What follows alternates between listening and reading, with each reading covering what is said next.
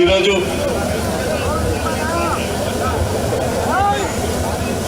Nalgonda parliament ఎన్నికల సన్నాహక సమావేశానికి వచ్చినటువంటి మిర్యాలగూడ కాంగ్రెస్ పార్టీ నాయకులకు సభాధ్యక్షులు లక్ష్మారెడ్డి గారికి, అలాగే నల్గొండ పార్లమెంట్ ఎన్నికల ఇన్ఛార్జ్ ఉత్తమ్ కుమార్ రెడ్డి గారికి, ఆర్ఎన్బి శాఖ మంత్రులు వెంకటరెడ్డి గారికి, జానారెడ్డి గారికి, పిసిసి అధ్యక్షులు శంకర్ నాయక్ గారికి, కాంగ్రెస్ పార్టీ నాయకులు భారతీ రాజ్య నాయక్ గారికి, స్కైలాబ్ నాయక్ గారికి, అలాగే వేదిక మీద వచ్చినటువంటి ప్రజాప్రతినిధులు, సర్పంచ్లు, ఎంపీటీసీలు, మాజీ ఎంపీటీసీలు, జెడ్పీటీసీలు, అలాగే వేదిక కింద ఉన్నటువంటి ప్రతి కాంగ్రెస్ పార్టీ కార్యకర్తలకు, మీడియా మిత్రులకు అందరికీ నా నమస్కారం. ఇందాక ఈ సన్నాహక సమావేశానికి వచ్చినటువంటి మాకు ఇంత మంచి అపూర్వ స్వాగతం పలికినటువంటి ప్రతి ఒక్క కాంగ్రెస్ పార్టీ కార్యకర్తకు శిరస్సు వంచి నమస్కరిస్తున్నాను. అలాగే ఈ ఏర్పాట్లు ఇంత ఘనంగా చేసినటువంటి నా సోదరుడు లక్ష్మారెడ్డి గారిని ధన్యవాదాలు, అభినందనలు. మిత్రులారా, మీ అందరికీ తెలుసు, మీ అందరికీ నేను సుపరిచితమే. ఇప్పుడు జరగబోయే పార్లమెంట్ ఎన్నికలల్లా మనకు బీజేపీకి, టీఆర్ఎస్కి ప్రధానంగా పోటీ ఉంది. మొన్న ఈ మధ్య ఈ విషయం గురించి మాట్లాడొద్దు అనుకున్నా కానీ భక్తులలో ఇద్దరు ముగ్గురు ఆ విషయాన్ని నిలదీసింది కాబట్టి చెప్పాల్సి వస్తుంది. మొన్న జరిగినటువంటి మిర్యాలగూడ సన్నాహక సమావేశం టీఆర్ఎస్ పార్టీ దాంట్లో వాళ్ళకి ఎందుకు ఓటేయాలి, వాళ్ళు చేసిన పని ఏంది, జిల్లాకి మీకు కానీ చేసిన పని ఏంది అనేది చెప్పుకోకుండా నాయకుల మీద, కాంగ్రెస్ పార్టీ నాయకుల మీద, ఇక్కడ ఉన్న వేదిక మీద ఉన్న ప్రతి ఒక్క నాయకుల మీద, అలాగే అభ్యర్థుల మీద పర్సనల్గా అవాకులు పేలింది. దాన్ని బట్టి అర్థమవుతుంది వాళ్లకు చెప్పుకునే దానికి ఏమి లేకనే ఇట్లాంటివన్నీ మాట్లాడి ఆ ఎన్నికల సన్నాహక సమావేశంలో ఇవన్నీ మాట్లాడే అవసరం వచ్చింది. కాబట్టి అవన్నీ కూడా ఇంకా దాని విషయం గురించి భక్తులు కూడా ఇంకెవరు మాట్లాడకండి, ఎందుకంటే అది వాళ్ళ విజ్ఞతకే వదిలేద్దాం. అలాగే ఇందాక నుంచి మన ఎంపీపీ గారు, అలాగే లక్ష్మారెడ్డి గారు అందరు చెప్పినట్టు కాంగ్రెస్ పార్టీని నన్ను అభ్యర్థిగా భారీ మెజార్టీతో మన మిర్యాలగూడ నియోజకవర్గంలో గెలిపించండి. కాంగ్రెస్ పార్టీ ఇక్కడ బలంగా ఉంది. మీకు తెలుసు, మన మిర్యాలగూడలో కూడా గత 10 సంవత్సరాల్లో టీఆర్ఎస్ పాలనలో జరిగిన అభివృద్ధి ఏంది, ముందు జరిగిన అభివృద్ధి ఏంది అనేది తెలుసు. జానారెడ్డి గారు పక్కన సాగర్కి ఎమ్మెల్యేగా ఉన్నా కానీ ఎల్లప్పుడూ కూడా మిర్యాలగూడని కూడా ఆయన సొంత నియోజకవర్గం లాగే ఇక్కడ శాసనసభ్యులు ఎవరున్నా కానీ వారికి సహకరిస్తూ ఆయన మంత్రిగా ఉన్నంత కాలం కూడా మిర్యాలగూడలో చేసిన అభివృద్ధి ఏంటో తెలుసు. ముఖ్యంగా ముందు దామర్చర్ల జానారెడ్డి గారి కాన్స్టిట్యున్సీలో ఉండే చెలకుర్తి నియోజకవర్గంలో అప్పుడు ఇందాక శంకర్ నాయక్ గారు చెప్పినట్టు ఎటువంటి రోడ్డు, వాటరు, ఎటువంటి సదుపాయం లేని దామర్చర్లకు ప్రతి గ్రామానికి తండకు రోడ్లు, లిఫ్ట్లు ఏర్పాటు చేసింది జానారెడ్డి గారే. అసలు లిఫ్ట్ స్కీమ్ ద్వారా నీళ్లు ఏర్పాటు చేసి అసలు లిఫ్ట్ చేయొచ్చు అని రాష్ట్రంలో, ఉమ్మడి ఆంధ్రప్రదేశ్ రాష్ట్రంలోనే మొట్టమొదటిసారి మొదలుపెట్టింది దామర్చర్ల మండలంలో. అది కూడా జానారెడ్డి గారి హయాంలోనే. అది మీలో ఎంతమందికి తెలుసో నాకు తెలియదు. అట్లనే మిగిలిపోయి ఈ 10 సంవత్సరాల్లో కూడా మిర్యాలగూడలో ఎటువంటి అభివృద్ధి జరగలేదు. కాబట్టి రాబోయే కాలంలో నేను ఇప్పుడు ఈ ఎంపీ ఎలక్షన్స్ అయిపోయిన తర్వాత ఒక సోదరునిగా బిఎల్ఆర్ గారికి ఎల్లప్పుడూ తోడుండి ఈ నియోజకవర్గ అభివృద్ధికి ఎంతో సహకరిస్తానని మీ అందరికీ తెలియజేస్తున్నాను. మీరందరూ కూడా ఇక్కడికి వచ్చిన వాళ్ళందరూ కూడా ముఖ్యమైన కార్యకర్తలు, బూత్ లెవెల్ స్థాయి నాయకులు. ఇందాక మేపల్లి గారు చెప్పినట్టు మన దగ్గర ఇంకా కొన్ని బూత్ కమిటీలు కంప్లీట్ కాలేదు. ఆ బూత్ కమిటీలన్నీ కూడా వేసుకొని ముఖ్యంగా ఈ దీంట్లో పార్లమెంట్ అభ్యర్థి ప్రతి గ్రామానికి డోర్కి తిరిగే ఇది ఉండదు. కాబట్టి ముఖ్యంగా లోకల్ నాయకులే, బూత్ స్థాయి నాయకులే, గ్రామ స్థాయి నాయకులే కాంగ్రెస్ పార్టీని అభ్యర్థిని గెలిపించే లక్ష్యాన్ని మీరే ప్రతి గ్రామానికి డోర్కి తీసుకుపోయే అవసరం ఉంటుంది.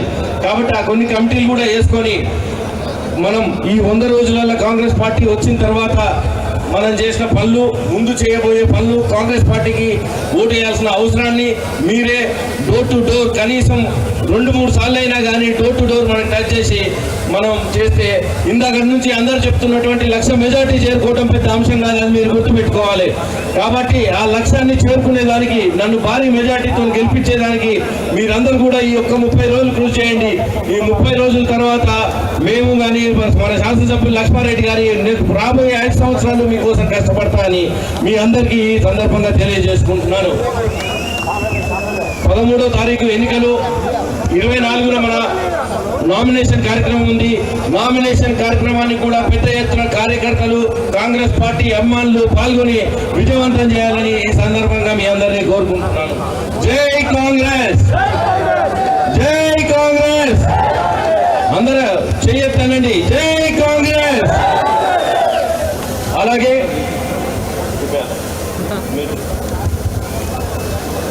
డిసిసి మహిళా అధ్యక్షురాలు మాధవి గారు ఒక్క నిమిషం.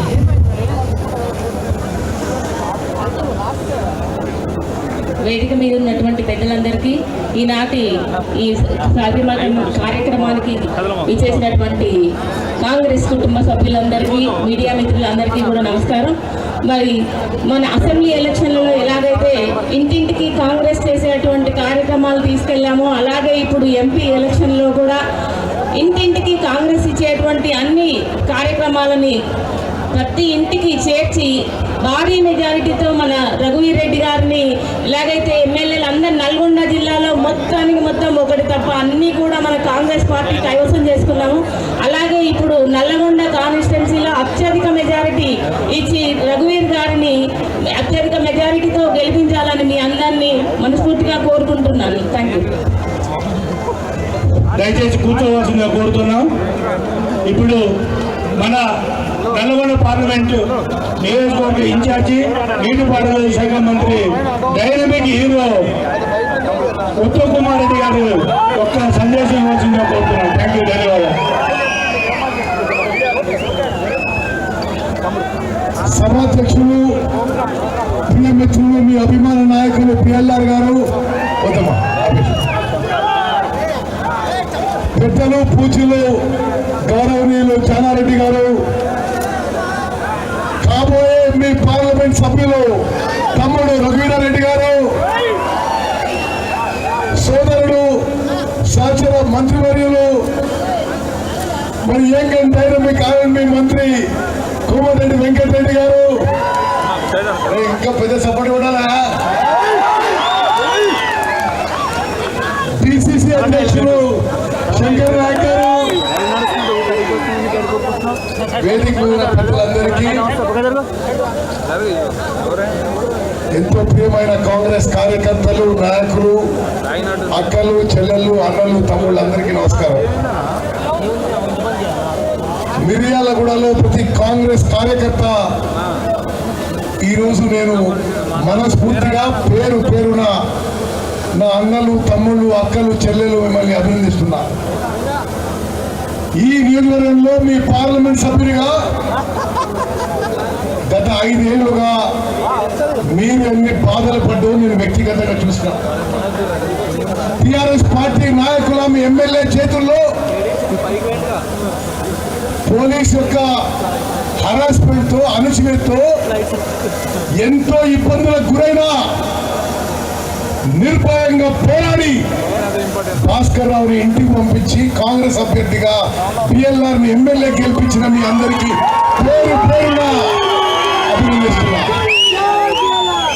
మీ ఎంపీగా అర్ధరాత్రి అపరాత్రి మీ ఎవరికి పోలీస్ స్టేషన్ లో కష్టాలు వచ్చినా, ఎక్కడ ఏ ఇబ్బంది ఉన్నా మీ ఉత్తమన మీ ఎంబడున్నాడు.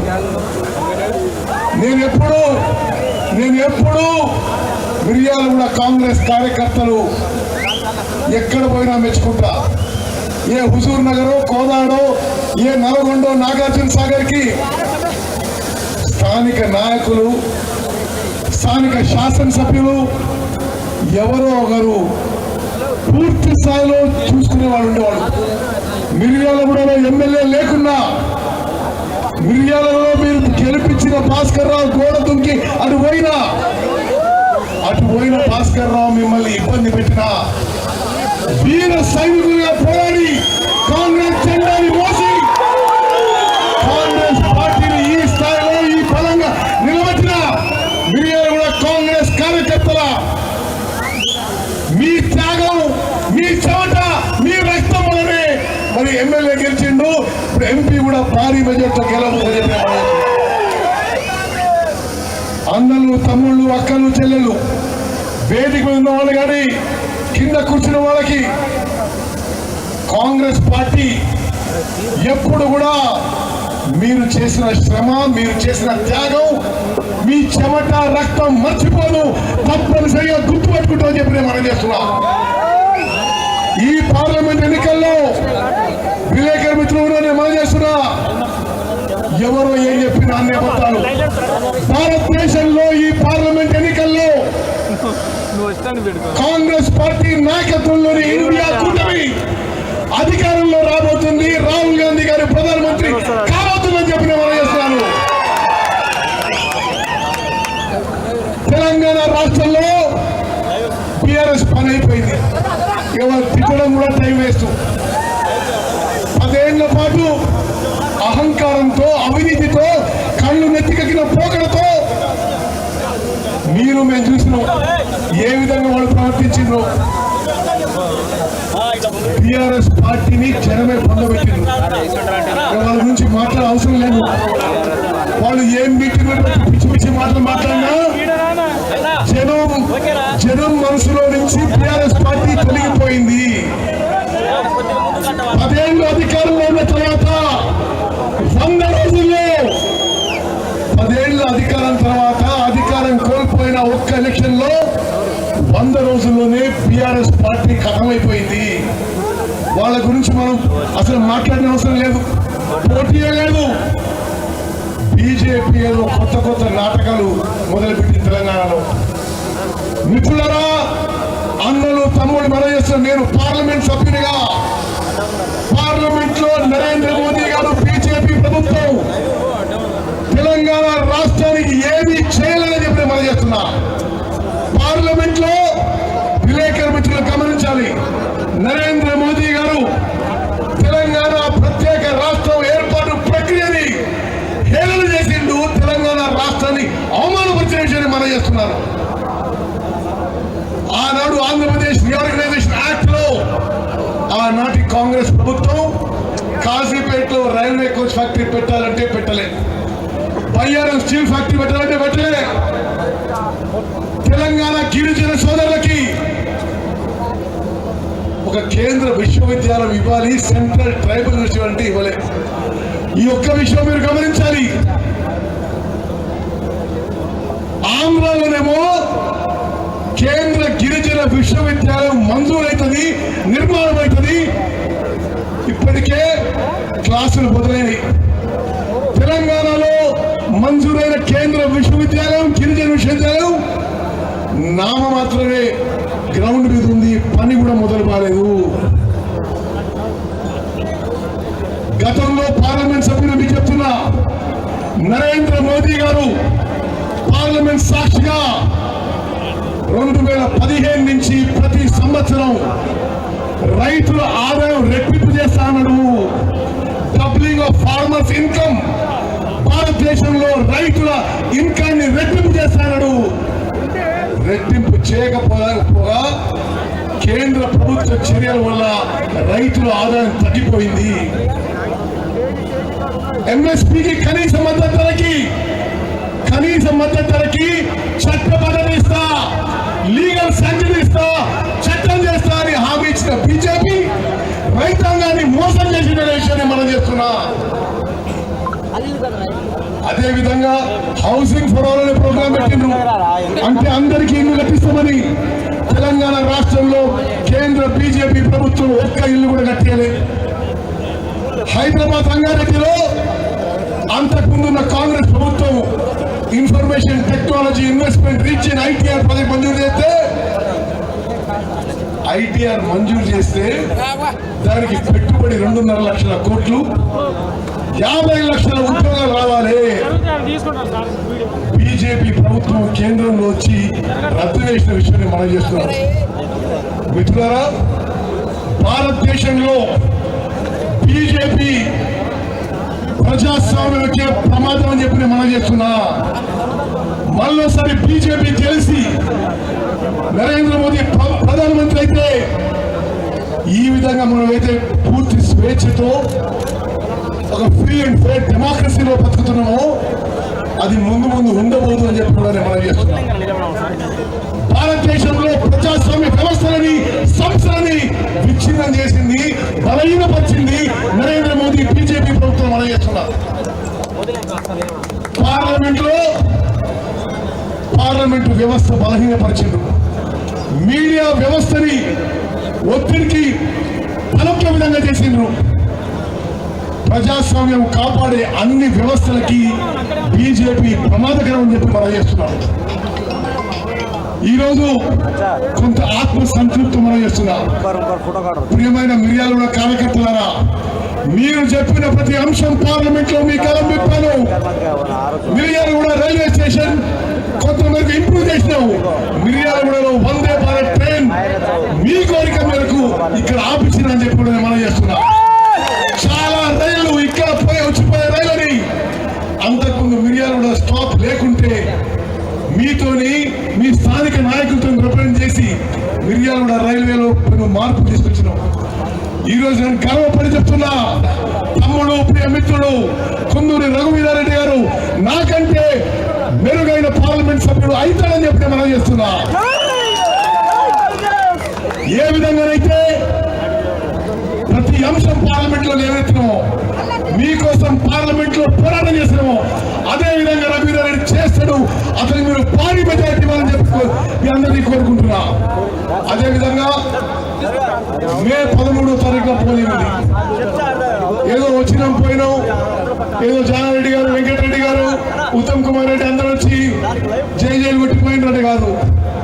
మీకు అప్పీల్ చేస్తున్నా, గ్రామాన ప్రతి మున్సిపల్ వార్డులో ఈ రోజు నుంచి మే 13న పోలింగ్ అయిపోయే వరకు కష్టపడి పనిచేయాలని చెప్పి మీ అందరికీ చేతులెత్తి నేను నమస్కారం చేసి విజ్ఞప్తి చేస్తున్నా.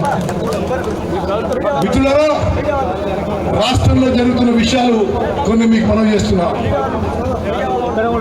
ఈరోజు పౌర సరఫరా శాఖ మంత్రిగా రాష్ట్రంలో ధాన్యం కొనుగోలు విషయంలో ఒక్క గింజ కూడా ఎంఎస్పి కంటే కనీస మద్దతు ధర కంటే తక్కువ కొనుక్కోకుండా 6,919 ప్రొక్యూర్మెంట్ సెంటర్స్ ప్రారంభించినాం. మిర్యాలగూడలో బహిరంగ సభలో చెప్తున్నా, ఏ వ్యాపారవేత్త కానీ ఏ మిల్లర్ కానీ ఎంఎస్పి కంటే రైతుల నుంచి తక్కువ ధర కొంటే కఠిన చర్యలు తప్పవు అని చెప్పి మనం చెప్తున్నా. అదేవిధంగా పీడిఎస్ రేషన్ బియ్యంలో ఎవరైనా ఇల్లీగల్ వ్యాపారం, అక్రమ వ్యాపారం చేస్తే శిక్ష తప్పదు అని చెప్పి మనం చేస్తున్నా. ఈరోజు మీ ఎమ్మెల్యే బిఎల్ఆర్ గారు, మీ జిల్లా కాంగ్రెస్ అధ్యక్షుడు శంకర్ నాయక్ గారు కోరినట్టుగా కొన్ని లిఫ్ట్ ఇరిగేషన్ పథకాలు ఈ కోడ్ ఆఫ్ కండక్ట్ అయినాక ఇప్పుడు మంజూరు ఇవ్వడానికి వీలు లేదు. పార్లమెంట్ ఎన్నికలు జరుగుతున్నాయి. పార్లమెంట్ ఎన్నికలు అయిపోయిన తర్వాత Dunnapotulagudem lift irrigation scheme, Dunnapotulagudem lift irrigation scheme మంజూరు చేస్తాము అని చెప్పి నేను మనం చేస్తున్నా. తామరచెర్ల బొత్తలపాలెం ట్యాంక్ పనులు చేపడతామని చెప్పి మనం చేస్తున్నా. కేశవాపురం కొండ్రపోలు ఎత్తిపోత పథకం మరి పనులు చేపడతామని చెప్పి మనం చేస్తున్నా. తోపుచెర్ల సీతాజెండ మరి ఏం అవసరం ఉంటే చేస్తామని చెప్పి మనం చేస్తున్నా. వాచ్యతండకు కూడా ఏం అవసరం ఉన్నది అవసరం చేస్తామని చెప్పి మనం చేస్తున్నా. నాతో సహా జిల్లాలో మరో మంత్రి young and dynamic Komatireddy Venkatreddy గారు ఆర్ఎండ్బి మంత్రి ఉన్నాడు. మేమిద్దరం కలిసి మిర్యాలగూడ నియోజకవర్గాన్ని రఘువీరతో కలిసి మిర్యాలగూడ నియోజకవర్గానికి ఆదర్శ నియోజకవర్గం తీర్చిదిద్దామని చెప్పి నేను మీకు మాటిస్తున్నాము.